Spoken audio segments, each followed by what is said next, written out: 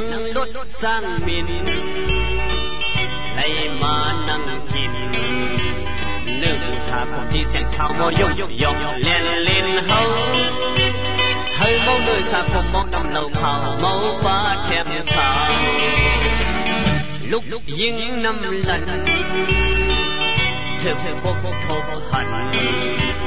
nong sao ao xiên khô quan nhoi yếm đồ trăng tóc đen hơi hao hao bèn nằm đứng hơn thì yêu đứng lúc mê ly hắc quan đi hơn lần mang qua cây sàn bỏ âu xa không su non lên ba bút tiền trả sang cùng quân ta quân qua cây bao trắng hắc nay bên mưa bên bóng sang cây khơi kín quang nong pin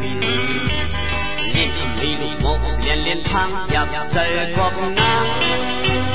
muốn đắng năm lâu khảo khắp nơi xa cùng mong lốm leng lại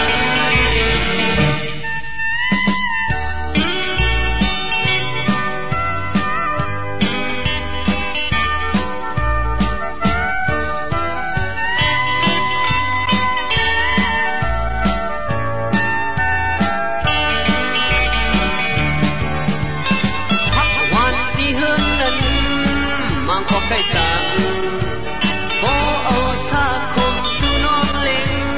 mà một thiên đàng sang không quân ta quân một cây bao đang hắc nay bên mưa bên bóng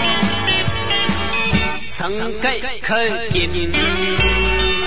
cổ quang nong pin liên mi lục một liên thang dập say góc nắng muốn trắng năm lâu khảo khắp nơi xa không mâu lốm leng lại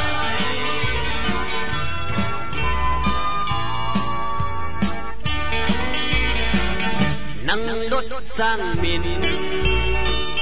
lấy mà nắng kín nước xa không chỉ xem sao mò dọc lên lên hâu hơi máu nơi xa không mong nằm lâu khảo máu ba thèm sao lúcยิงnăm lần thơm khô thô hận nong sao ao xiên khô quan nhoi yếm đồ trăng tóc đen hơi hao hao bèn nằm đứng hơn thì yêu đứng lúc mê ly hắc quan đi hơn lần mang qua cây sàn bỏ âu xa không su non lên ba bút tiền trả sang cùng quân ta quân qua cây bao trắng hắc nay bên mưa bên bóng sang cây khơi kín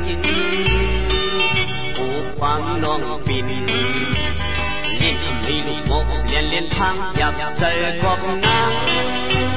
muốn trắng năm lâu khảo khắp nơi xa cùng mong lốm leng lại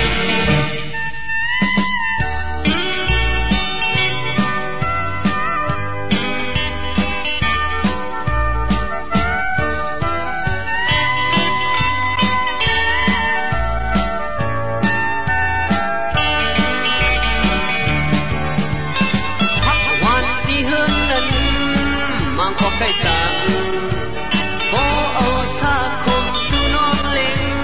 mà một thiên đàng sang không quân ta quân một cây bao đang hắc nay bên mưa bên bóng sang cây khơi kín cổ quang nong pin liên mi lục một liên thang dập say góc nắng muốn trắng năm lâu khảo khắp nơi xa cùng mâu lốm leng lại